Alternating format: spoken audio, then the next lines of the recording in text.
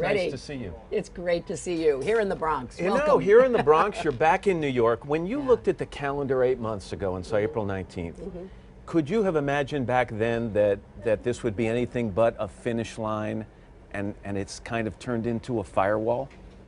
You know, Matt, I said from the very beginning, this is going to be a tough contest all the way through. And I did it because I remember '08. You know, I went the distance with then Senator Obama. And that's the way primaries develop. Whoever it is that is going to, you know, make it through the preliminaries, the debates, the early contests, you're going to keep moving. And I said to everyone, you know, New York is going to be a place where I'm going to fight hard because I feel so strongly about it, but I never expected anything else. But it means so much more right now because you have lost 7 of the last 8 contests. And you can tell how much is at stake because the exchanges between you and Senator Sanders are heating up. You talked about him, and someone asked you, was he ready to be president? You said, I think he hadn't done his homework. I think he'd been talking for more than a year about things he obviously hadn't really studied or understood. Do you think in some ways that Senator Sanders proposed some things early in this campaign that he didn't think he would stick around long enough to actually have to defend?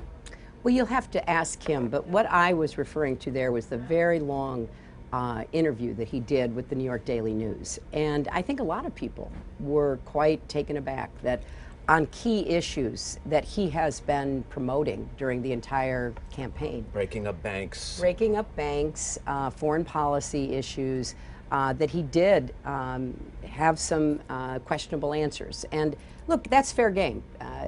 Yeah, I've been in the bright, hot spotlight for a long time. I understand how that works. But I feel good about where the campaign is. We have a big popular vote lead, about 2.5 million over Senator Sanders. We have a significant delegate lead, and at the end of the day, that's what's going to matter. He heard what you said. Whether you intended it to be cutting or biting or not, he said this about you in terms of whether you're qualified to be president. And I know you've heard this. I don't think you're qualified if you get $15 million from Wall Street sent through your super PAC.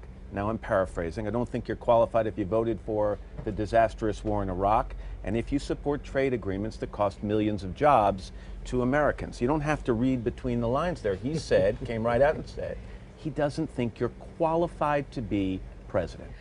Well, that'll be up to the voters of New York and the other states that will be passing judgment in the weeks ahead. I think it's kind of a silly statement, but he's free to say whatever he chooses. Is he qualified to be president? Well, here's what I believe. I believe that voters will be looking at both of us, but I will take Bernie Sanders over Donald Trump or Ted Cruz anytime. They pose real threats to our values, to groups of Americans, some very large groups like women, but so many people are hearing what's going on the Republican side and wondering, what is this about? How can we tolerate it? I want to get to that, but has Senator Sanders, in your opinion, said or done anything during the course of this campaign or during the course of his career in the Senate that disqualifies him from being president of the United States? I never said that about him. I know, I'm asking. I know, I never said that about him. His response to me was a misrepresentation of what I've said, but also kind of a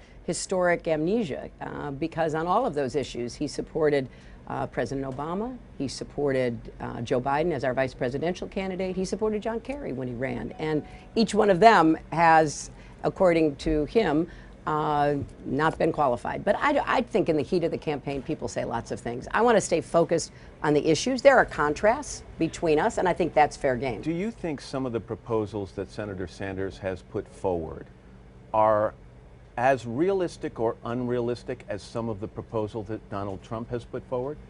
How would you compare the two? Well, as I said, I would take Bernie Sanders over Donald Trump any day, all day.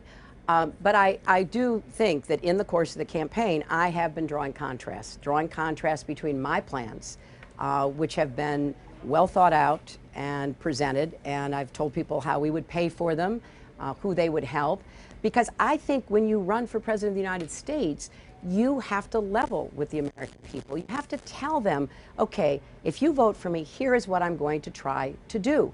what's so scary about Donald Trump is I think he's telling us that we ought to listen and take it seriously, because clearly he has very different ideas than what I think are right for the country. Wisconsin was earlier in the week. I want to talk to you not about the results. I want to talk to you about some of the information that we received in exit polling. And some of these things keep repeating after certain contests.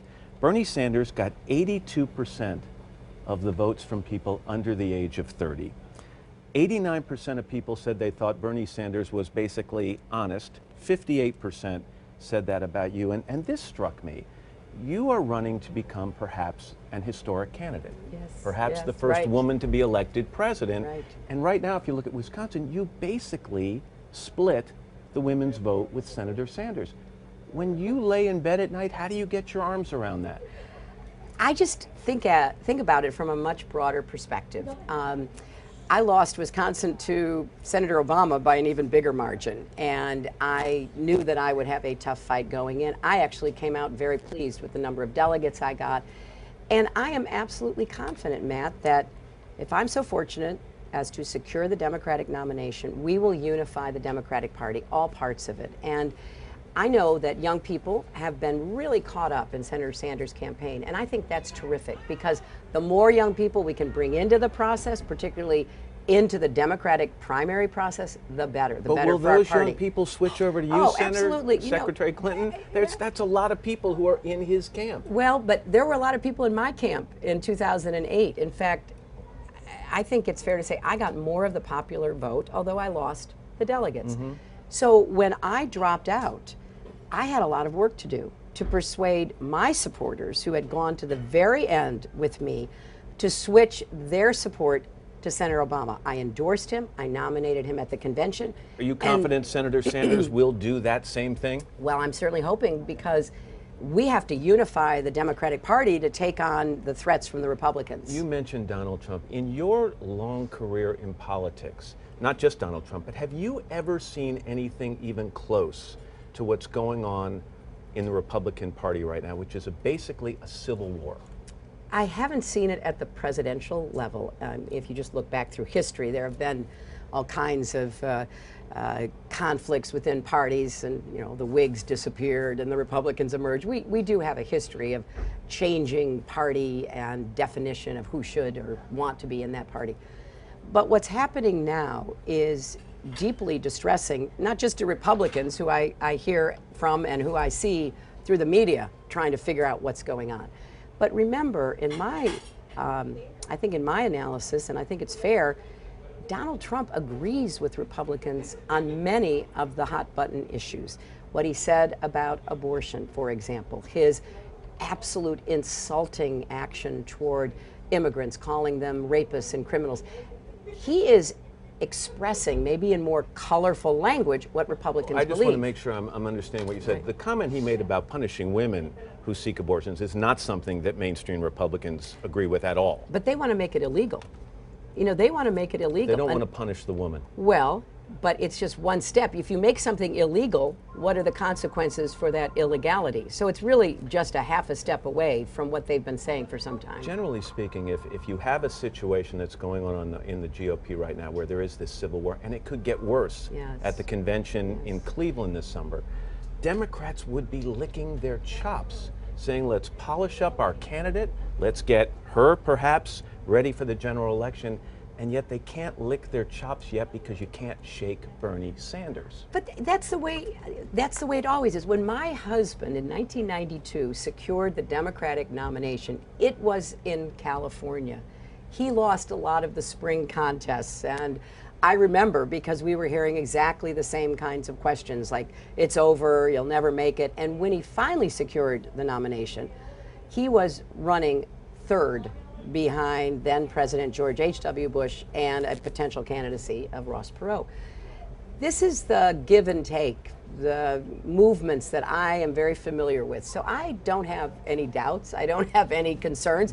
We're going to win the nomination, and then we're going to unify the Democratic Party, and then we're going to take on whoever the Republicans end up nominating. In all honesty, though, when Bernie Sanders declared that he was running for president, a guy who defines himself as a democratic socialist, wants huge tax increases, has a mixed record on guns, did you seriously think that he would still be hanging around in the middle of April? I knew somebody would. I didn't know who it would be, but it turned out to be Bernie because he has a very clear, passionate message about income inequality. I happen to share that, and I think what I've proposed will actually do more to begin the process of taxing the wealthy so they pay their share of America's economy and society, but also to have a lot of other issues. I want to break down all the barriers that stand in the way of Americans, and I think that's a big difference between my campaign and Senator Sanders, who has a very clear focus on a set of issues as opposed to how I see the problems. Let me share some conversations I've had with Republicans. And if I say to somebody on the Republican side, aren't you nervous about what's happening with this campaign and this division and what might happen to the convention? Do you know what I hear a lot? They are clinging to the hope that the way they'll be able to deal with that is that at some point between now and the election, and they say this, that they will get to see Hillary Clinton in handcuffs. Oh my That there will goodness. be some kind of political perp walk based on your private email server. Well, Matt, I know that they live in that world of fantasy and hope because they've got a mess on their hands on the Republican side. That is not going to happen. There is not even the remotest chance that it's going to happen. But look, they've been after me, as I say, for 25 years, and they have said things about me repeatedly that have been proven to be not only false, but kind of ridiculous. But you're a lawyer. Right. So how do you see this ending? Do you think the FBI and the Justice Department write you a letter and say it was a misunderstanding? We're sorry, carry on? Well, we're certainly going to carry on. I think it's a security review. It is a security review, and there are lots of those that are conducted in our government all the time, and you don't hear about most of them. You hear about this one because, you know, it does involve me, so that's why it gets so much attention. But I will tell you, sitting here in the Bronx, in this cafe, we're moving forward. The Republicans' fondest wishes will not be fulfilled. While you're in the predicting mood, let me end on this, or two more. You're sitting here in New York. Right. Famously, back in 1969, a guy named Joe Namath made a bold prediction. He said, we will win the Super Bowl. Right. Will you declare right now, guarantee me you will win the New York primary on April 19th? Well, I never make predictions, but I'm feeling really good that that's going to happen. But we have a lot of work to do, and that's what I'm out here doing every single day. Last one, I watched you walk up the sidewalk just now from the subway into this diner where we are in the Bronx. And what is, as someone who spent so much time in New York and will be spending so much time over the next 10 or 12 days in New York, what is the most New York thing that you would love to do that the Secret Service won't let you do? Oh, well, I'm surprised they let me go on the subway and walk down the street, but they did. So I'm pressing the limits of what is going to be acceptable. I love to just get out and walk in New York. In neighborhoods, I was in Brooklyn the other day at Medgar Evers College and going to an event there, and we had to walk a couple of blocks, and I just said, we walked down tree line, beginning to blossom trees in Brooklyn, just walk down the street, people coming out of their houses. I love that. So it's really just being here, being in the environment, getting to spend time with people, shaking their hands, looking in their eyes, letting them ask me a question. That to me is New York politics, and I adore it. Thanks for having a cup of tea with me. It was great. Here's to you. Here's to you. Cheers. Thank you so much, Matt. Hello, Today fans. Thanks for checking out our YouTube channel. Subscribe by clicking that button down there and click on any of the videos over here to watch the latest interviews, show highlights, and digital exclusives.